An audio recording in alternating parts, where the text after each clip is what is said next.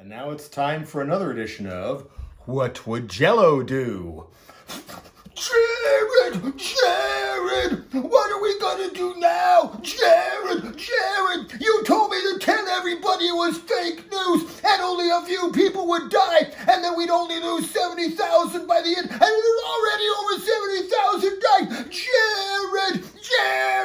You said you could run the whole thing and I put you in charge of the masks and the ventilators so we could corner the markets on all that, and instead nobody will stay in my hotels anymore and there's 30,000 people unemployed and 30 million, 30 whatever, I don't care and I never did, but they don't give money to my hotels and we're losing money too. What are we gonna do now? Jared, they're laughing at me because I told them to put that UV light or whatever where the sun don't shine and they said I was stupid. Jared, I'm even behind Biden in the polls as if the polls matter right now. Jared, what do I do?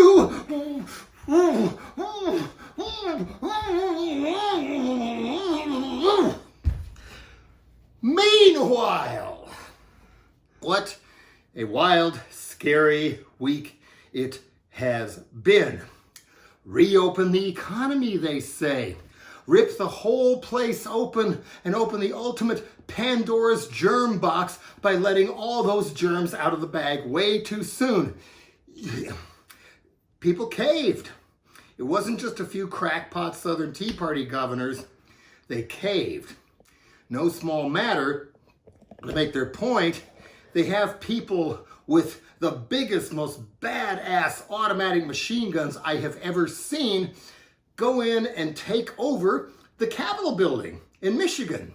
And if this was just about getting things open so all those people whose skin color they hate could go back to work and everything, then why were they showing up with Confederate flags, swastikas, even a noose, as well as, of course, Trump 2020 flags?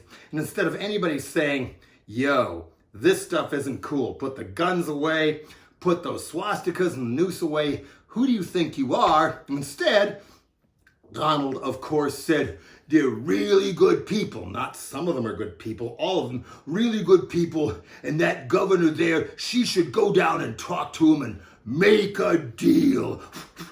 And the deal I want to make is no state gets anything from us unless they get rid of sanctuary cities and don't protect payrolls anymore and get rid of capital gains taxes so at least I'll get money from somewhere. And then beaches are open, and the governor of Georgia, he wants the nail salons. And then governor of Missouri even said live music venues should open, at which point a whole bunch of venues in Kansas City and St. Louis said, oh no, we're not opening yet. It's too early. We want to live. We don't want to get sick. We're not going to bring people out. We want to live. But some of these other employers and the chain restaurants and whatnot are saying, you either show up to work or you're fired. Even if you're scared half to death, you're going to get sick and die. We don't care. And Chris Christie on down is saying, well, we have to measure how much more excess deaths we're going to have versus getting the economy open. Some people are going to have to sacrifice. Yeah, sacrifice your life for shopping?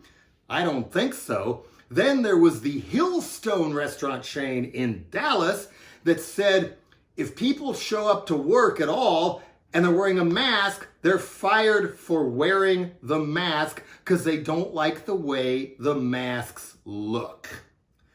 This is getting wackier and wackier, and we're all going to be way more cooped up down the road, and there's going to be even less money going around. If this happens, I might even have to cancel my military parade on the 4th of July. Jared! Well, of course, Biden just is compliant and does nothing. But seeing as how we are already on the verge of not a civil war like those neo-Nazis keep talking about and want, but if Roe v. Wade gets tossed and tossed back to the states, which is what's probably going to happen, where each state decides whether to allow women their own reproductive rights or go back to Handmaid's Tale barbarity or worse, there's going to be choice states and handmaid's tale states. And there's already been some bills that have popped up in some state legislatures. Missouri comes to mind again, to say that any woman caught going across state lines to have an abortion is arrested, and anybody who transports her is also arrested for long prison sentences, just testing to see how much they can get away with. Just like the machine guns in the Capitol building in Michigan are testing to see how many Charlottesvilles they can get away with and how far they can go with that